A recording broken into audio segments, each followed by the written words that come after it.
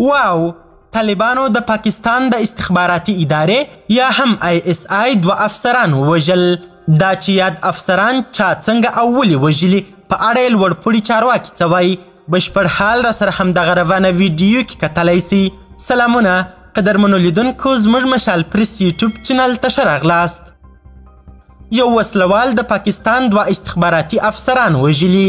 د پاکستان پولیس او امنیتي چارواکي وایي یو وسلوال کس د سهشنبې په ورځ د جنوري پر 3 د هغه هیواد په پنجاب ایالت کې د استخباراتو 2 افسران ووژل او له سیمې وتښتېد.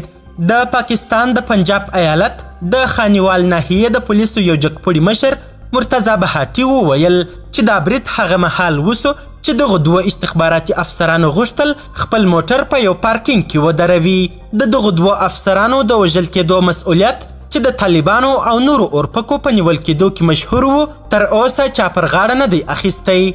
د پاکستان د استخباراتو دغه 2 مسؤلین همدارنګه د وسلو او بمونو د بریدونو په ګډون د پیچلو قضیو د هواري او تحقیق په برخه کې د خپل مهارتونو له امله خورا مشهوره وه. چارواکي وایي چې یو وژل سوی افسر د پنجاب ایالت د ترهګرۍ ضد څانګې مشر و، کوم چې د پاکستاني طالبانو په نیول کېدو کې مهم رول درلود.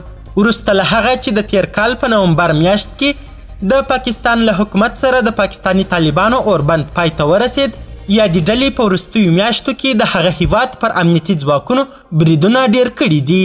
پاکستاني طالبان که څه هم یوه جلا ډله ده، خو له افغان طالبانو سره چې د تیر کال په اګست میاشت کې د امریکایي او ناټو ځواکونو له وتلو وروسته واک ترلاسه کړی روابط لري. د افغان طالبانو ویاند ذبیح الله مجاهد د سهشنبې په ورځ د جنوري پر 3 وویل چې افغانستان د پاکستان په ګډون له خپلو ټولو ګاونډیو سره نیک روابط غواړي، خو نوموړي همدارنګه له اسلام آباد څخه وغوښتل چې د پارونکو اعلامیو څخه چې د بې اعتمادۍ لامل کېدای سي ډډه وکړي. نوموړي دغه څرګندونې یوه ورځ وروسته له هغه وکړې چې د پاکستان جګپوړي نظامي او سیاسي چارواکو افغانستان ته په ښکاره اشارې وویل هیڅ هیواد اجازه نه لري چې هغو ترهګرو ته پناه ورکړي چې له هغه ځایه پر پاکستان بریدونه وکړي. د پاکستان دفاع وزیر خواجه محمد اسف د دوشنبې په ورځ د جنوري پر 2 وویل په پاکستان کې د ترهګریزو بریدونو وروستۍ څپه د پاکستاني طالبانو لخوا چې په افغانستان کې پټ دي ترسره کیږي. قدرمنو لیدونکو، نړۍ مننه چې ویډیو مو تر اخري شیبو کتل. د لا زیاتو او نور لحظه پر لحظه خبري مطالبو لپاره زموږ همدغه مشال پریس یوټیوب چینل سبسکرایب کړئ. تر بیا او بلې ویډیو ښه وخت ښې چارې. د الله په امان.